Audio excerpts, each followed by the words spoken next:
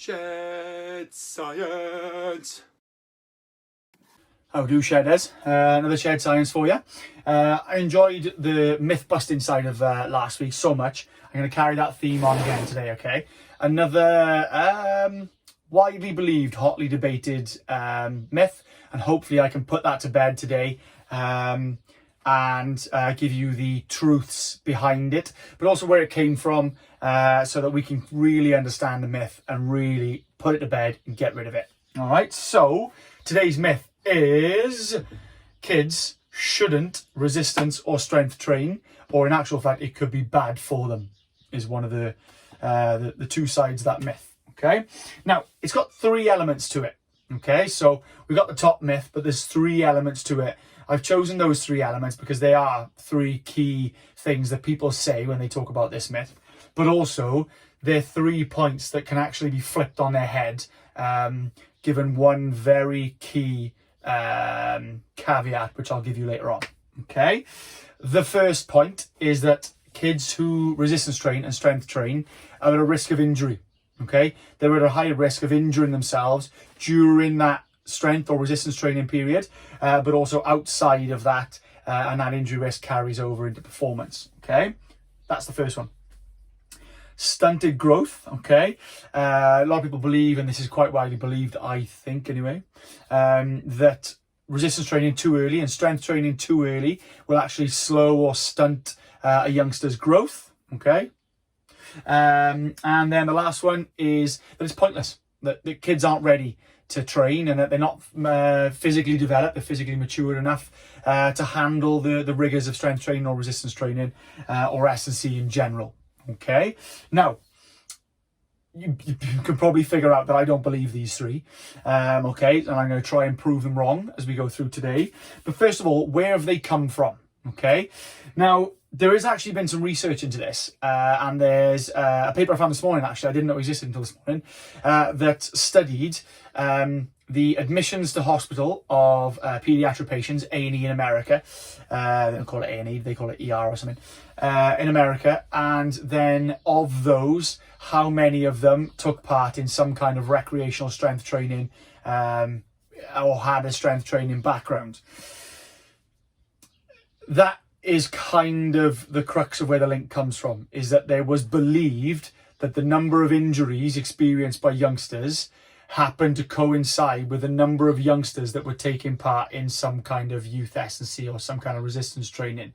Now, when this paper was written, or when the research was done, it probably wasn't called youth S&C. It was probably little Jimmy in his garage with his dad's weights, which is probably where the myth came from, because, yeah, little Jimmy's picking up his dad's barbell. Yeah, I can do that, and hurting himself. All right, but there's also no real causality in there, other than a key factor that I'm going to bring up later on. So the moral of the story of that one is, don't believe everything you read, okay? Because not everything has a cause written into its point. Sometimes it's just, this exists, so does this. Oh, look, they rise together. Not always a causality, okay? Don't believe everything you read. The stunted growth thing. This has some science to it, okay? And at one point, it couldn't have been argued, okay? Until it was argued and it was disproved. But there is a region within the bone that's responsible for growth, the epiphyseal. If I'm saying that wrong, say it right and pretend I'm saying it right. Epiphyseal plate or epiphyseal zone, I can never remember which one it is. But it's the job of that zone, that plate, to stimulate growth and produce the minerals needed to grow a bone, okay, for what the better word.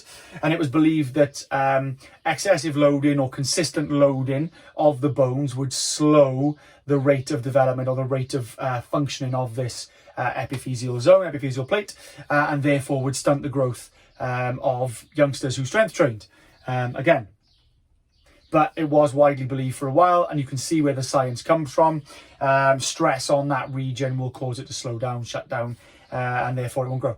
Okay, so there was some believed to be sound theoretical basis behind that. However, it's since been argued, and I'll give you the current acceptance later on. Okay, the last one, pointless, kids aren't ready. Well, yes and no. Okay, that is right in some ways and wrong in some others. Wrong because kids are constantly growing. So why can't we apply some stimulus to them to help them develop as they're growing? Right because kids are growing. Okay, and if we get the stimulus wrong, we could impact their growth. But if we get the stimulus right, we're going to make them better athletes, and we're going to make them better youngsters, better people. Okay, it's a big claim, that a better people one, isn't it? But yeah, you know what I mean. Right. Okay, so we know what the myths are. We know where they come from, roughly, or we've got an idea of where they could have developed from. And really, they've spiraled, the overall myth spirals from word of mouth. How many times have you heard somebody, somebody say, oh, you shouldn't let your kids strength train, it'll stunt their growth. And you go, oh yeah, how come? And they go, oh no, I just heard it. Okay, so word of mouth spitballs and spirals this myth, and I'm hopefully going to put an end to it amongst the force community. Okay, so the actual truth behind these myths, all right? Start with the first one. First one is the injury risk, okay? So youngsters are at a risk of injury from strength training, or it'll increase their risk of injury in other places. Well, yeah, if they do it wrong. I mean, if you do anything wrong, you could hurt yourself. If you make a cup of tea wrong, you could hurt yourself. If you drive your car wrong, you're going to hurt yourself. If you do it wrong, you're going to hurt yourself. Okay, so youngsters who strength train and have no idea what they're doing and are not correctly guided or correctly coached, yeah, are probably going to get it wrong. They're probably going to hurt themselves at some point. So if you're guiding your youngster towards strength training, seek out a knowledgeable coach. Seek out somebody who genuinely knows what they're doing and has got some genuine experience coaching youngsters, okay? Why that's important will become evident in a little bit. All right. The stunted growth, all right? Myth number 2, the stunted growth. Well, we've seen where the science was. The science now actually believes that correctly timed and correctly coached application of some level of resistance and some level of stress will actually stimulate some bone growth and stimulate some improvement and increase in bone mineral density. So, to bring that back to easy speak, basically it will stimulate bone growth and give them thicker, denser, more robust bones. All right, so it doesn't actually stunt your growth. It can, if applied correctly, it can improve growth or aid growth, not improve growth. I'm not saying if you strength train somebody, they're going to be 6'2" when they're 5'1" now. It can work alongside their growth and bolster their growth. Okay, right. The last one is pointless. Well, it's not. Okay, there is a wealth of research out there now, like these ones. Jesus, I've got to be careful with this editing.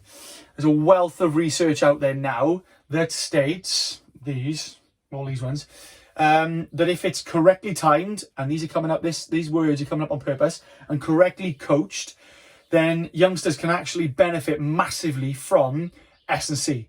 And not just in terms of their performance on field or their performance at their sport, but in general in terms of physical health, injury risk, robustness, resilience, physical resilience. It can benefit them massively, but also in a psychosocial element. And I'll go deeper into these points in the video on Sunday, okay? I'll give you some real insight into the current research that exists around youth S&C. But for now, all we need to know is that these 3 myths can be flipped on their head to become these 3 truths. Okay, so they're not going to hurt themselves if it's done correctly and if it's coached correctly. They actually could find that it benefits their growth and aids their growth, giving them thicker, denser bones, aids their growth as they mature physically. And the last one is that there actually is some point, and there is a large field of evidence that points to the benefits of youth S&C for performance, for youngsters playing sport, for youngsters growing with a strong physical background, and growing into physically mature adults. Okay? Now, the caveat I talked about earlier, and I've mentioned it a bunch of times, is that it must be timed correctly and coached efficiently. Okay, let's dig into them. as a child matures physically, their body goes through different stages of development. Now, those different stages of development have been researched and studied to see whether they align quite well with application of different S&C stimulus. Okay, so for example, when a youngster is pre-puberty, so they're pre-adolescent maturity, for want of a better word, the nervous system has a large element of what is called neuroplasticity. So basically, it wants to learn and it wants to take on new information to then be able to assimilate that information and output it as movement, as skills, as neural skills, as abilities. Okay, that's not just physical, that's mental as well. Now the neurological, the mental side of it is obvious from school. You give a youngster some information, they'll pick it up a hell of a lot quicker than somebody my age. All right, well, the body is exactly the same. It wants to learn and it wants to pick up new skills. So if you give a youngster at the right time some strength resistance training, some strength training, but you treat it and it's coached effectively so that they learn the skill of producing high levels of force, relatively high levels of force for that athlete, their brain will then learn that skill and become hugely efficient at producing the skill of strength. Okay, so however, if you mistime that skill and their neural system, their nervous system is going through a vast growth spurt, or their body is going through a huge maturation change, you're not going to get the same gains because there's other things going on that are going to impact how well that skill is learned. Okay, again, I'll go deeper into this on Sunday, but essentially, if you time the training correctly to the right maturation stage, you're going to get maximum benefit back because the body is at a point where it's more susceptible to the stimuli you're giving it. Okay, now you can also see why it's important to go and search for a coach that knows their stuff, because they can apply and coach efficiently and effectively the correct stimulus for that youngster. Okay, those are the two top things, the two caveats that allow the myths to switch into the truths. Okay, now if a youngster isn't given the chance and it isn't timed correctly, the application of training isn't timed correctly and it isn't coached efficiently, then those myths might come true. Okay, the stunted growth one, a little bit less so, but those myths might not come true. But if it's timed correctly and it's coached effectively by somebody who knows what they're doing, those myths will be flipped into these truths.